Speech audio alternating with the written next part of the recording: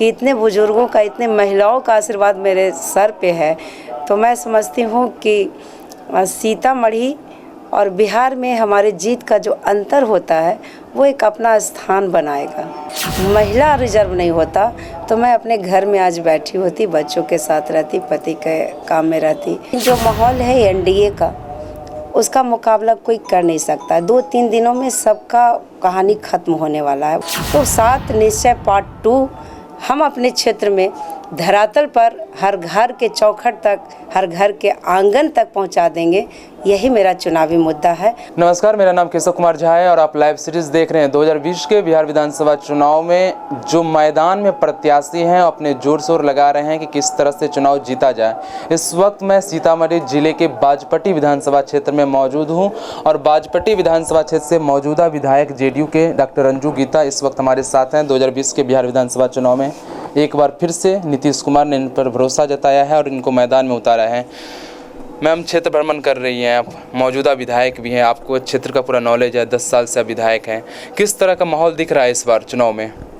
आपके माध्यम से सबसे पहले मैं उन तमाम नेता, परमादरणीय विकास पुरुष माननीय मुख्यमंत्री नीतीश कुमार साहब जी, परमादरणीय प्रधानमंत्री नरेंद्र मोदी साहब, जेपी नड्डा साहब, सुशील कुमार मोदी जी, आरसीपी सर, वशिष्ठ नारायण सिंह, अशोक चौधरी, ललन सिंह, विजेंद्र यादव जी, तमाम नेताओं के प्रति मैं आभार प्रकट करती हूँ जिन्होंने मुझे तीसरी बार मुझ पर भरोसा जताने का काम किया। और मैं आपको बताऊँ, आपका जो सवाल है कि कैसा लग रहा है, मैं रात में 10 बजे 11 बजे तक घूमती हूँ।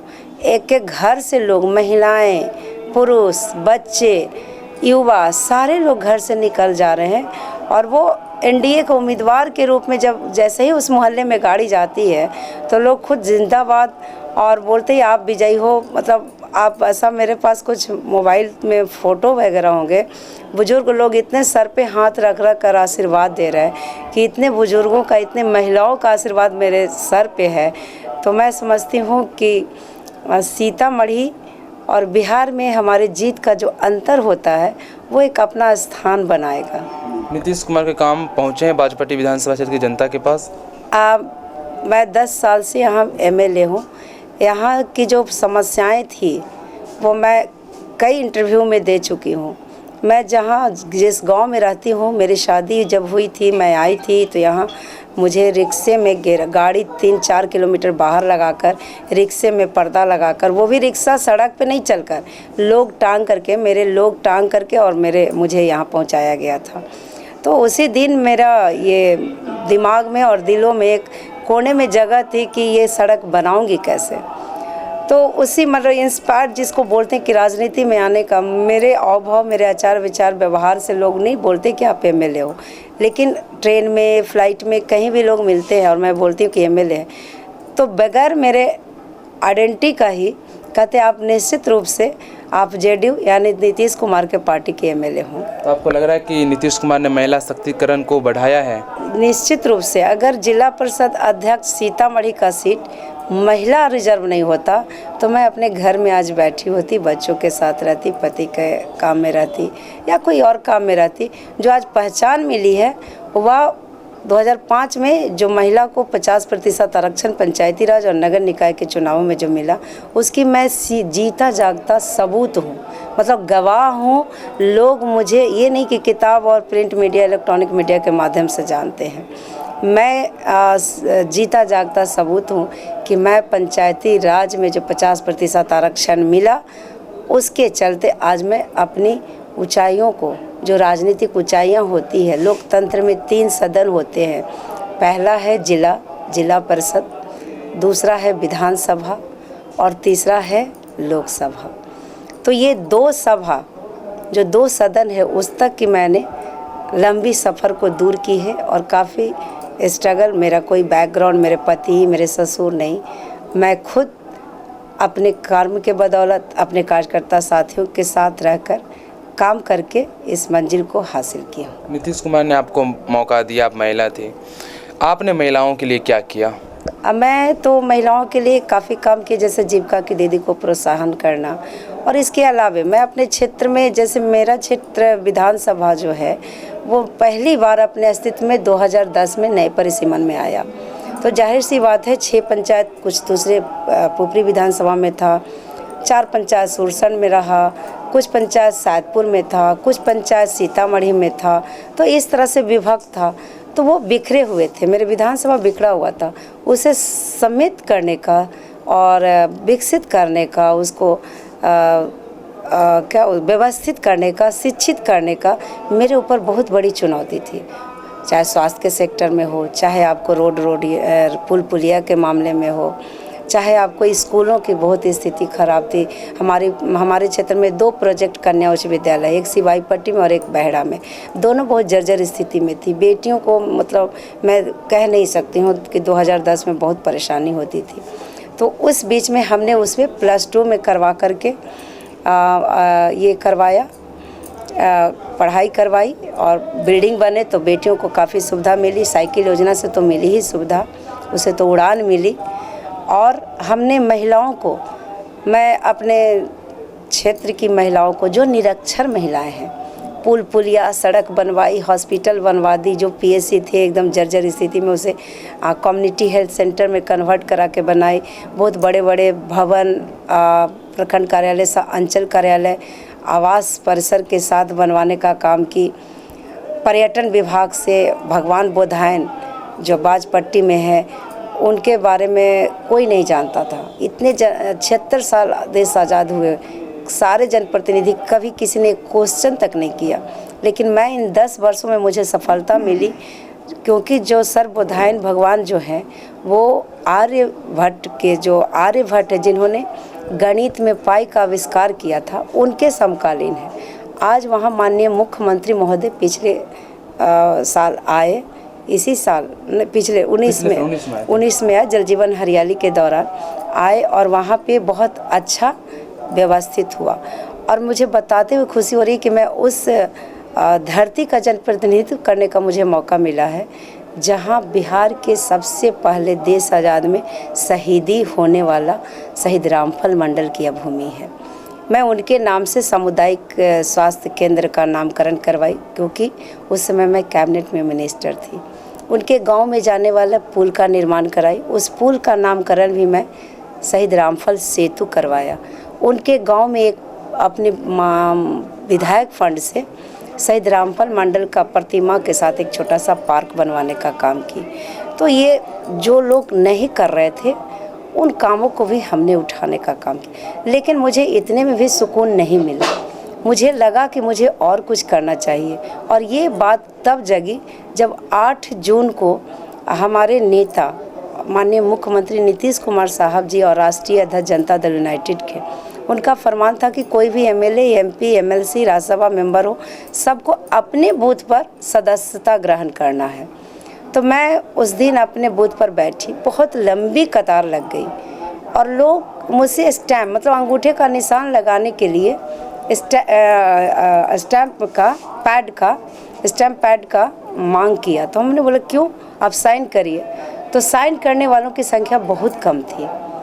तो मैं उस दिन से ही अपने गांव में एक पाठशाला ऐसा नामकरण तो मैं नहीं रखी, सारे महिलाओं को बैठाई, स्लेट बांटी, उनके लिए बेंच, मतलब सिर्फ महिलाएं पढ़ती है उस पाठशाला में? अभी मैं महिलाओं को ही शुरू की और बहुत अच्छा रिजल्ट आया कि वो उत्साहित होकर के पढ़ना शुरू कर दी। तो उस पाठशाला के टीचर कहाँ से हैं? आप अपने फंड से टीचर को सैलरी वगैरह दे रहे हैं? मैं सप्ताह में उस पाठशाला में, अब इस उम्र की महिलाएं रोज आकर के 4 घंटा स्कूल की तरह नहीं पढ़ेंगे, उनके अनुरूप उन्हें क्या सहूलियत होगा, और पूरा दिन रात वो अपने बच्चे, पति, जानवर, ग्रामीण का जो परिवेश है, वो जानवर को खिलाना इतने टाइम में, इतने में खाना बनाना, इतने में बच्चों को करना है, इतने में पति को खाना बनाना है, मजदूर लगा हुआ है, रोपी है, कटाई है, तो उसको भी खिलाना। इसके लिए हमने सप्ताह में 2 दिन का टाइम उनसे 1 घंटा का मांगा कि आप अपने जीवन के लिए 1 घंटा दो मुझे। वो सारी गांव की महिलाएं बैठक में पहले की और तैयार हो गई, और काफ़ी संख्या में। एक मैं विधायक फंड से सामुदायिक भवन बनवाई हूँ, काफ़ी लंबा चौड़ा हॉल है। उस बैठक 1 घंटा का जो क्लास होती है, क्या उसमें आप भी रहती हैं? हाँ, शनिवार और रविवार, जिस दिन मैं रहती थी उस दिन मैं पढ़ाई। अगर मैं किसी कारण से, राजनीतिक कार्यों से, पार्टी के कार्यों से अगर बाहर हूँ, नहीं आ पाई, तो फिर उन्हीं महिलाओं में से 5 महिलाओं को चुन करके, जो जानती थी कुछ काका गघा और अपना नाम लिखना, तो 5 महिलाओं को चुन दी। क्योंकि 5 इसलिए मैं चुनी कि अगर एक को चुनती है, वो उसकी तबीयत खराब हो गई, कहीं चली गई, तो फिर एक पाठशाला ऐसा बंद हो जाएगा। तो फिर 5 महिलाओं और वो अल्टरनेट करके वो लोग काम शुरू की। लेकिन बीच में हमारा लॉकडाउन हो गया। लॉकडाउन की वजह से अभी भी स्कूल मेरा बंद है। और लेकिन महिलाएं घर में भी पढ़ कर, क्योंकि स्लेट और बुक जो बांटी थी, पढ़ करके अपना नाम पता लिखना शुरू की। मतलब नाम लिखना अब शुरू कर दिया उन्होंने, अंगूठा के वजह आप साइन कर रहे हैं। तो इस बार अगर आप जीतती हैं, मंत्री भी बनेंगी शायद, क्योंकि महिला शक्तिकरण के बाद नीतीश कुमार मुख्यमंत्री कर रहे हैं, तो आप क्या करेंगे महिलाओं के लिए? मैं जो गांव से जो शुरू की हूँ कुछ गांवों में, उसे मैं, मेरा जो सोच है कि अपने गांव से बाहर भी, हाँ, मेरा 42 पंचायत का यह विधानसभा है। पहले मैं इस 42 पंचायत के सभी महिलाओं को साक्षर करूं, उसके बाद पुरुष को कर दूं, जो पुरुष बचे हुए हैं। मैं तो उस दिन आश्चर्यचकित थी कि कुछ युवा लोग जो बाहर से काम करके आए थे, जैसे दिल्ली, पंजाब, हरियाणा, इन राज्यों से जो आए थे, वो भी अंगूठे का निशान लगा रहे थे।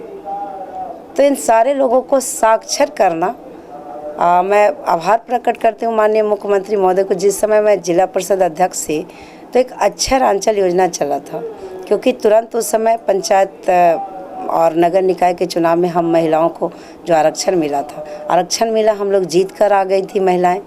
लेकिन वो लोग साइन करना नहीं जानती थी। सिर्फ उन जनप्रतिनिधियों के लिए, पंचायत जनप्रतिनिधियों के लिए अक्षरांचल योजना शुरू की गई थी। और हर बीआरसी केंद्र पे मैं भी जाती थी क्लास लेने, तो 40 लाख बिहार की महिलाएं साक्षर हुई थी।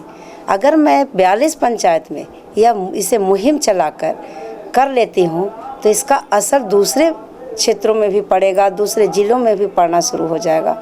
और हमारा राज्य जो विकसित पायदान की ऊंचाइयाँ छू रहा है, उसमें मेरी एक जो पहल होगी वह विकसित करने में साकार होगा। इस बार 2020 के बिहार विधानसभा चुनाव में आपके सामने बाजपट्टी विधानसभा क्षेत्र में महागठबंधन से आरजेडी के प्रत्याशी हैं मुकेश कुमार यादव, एलजेपी भी आपके खिलाफ चुनाव लड़ रही है, तो किससे लड़ा है आपके, किससे टक्कर आप देख रहे हैं अपने आप को?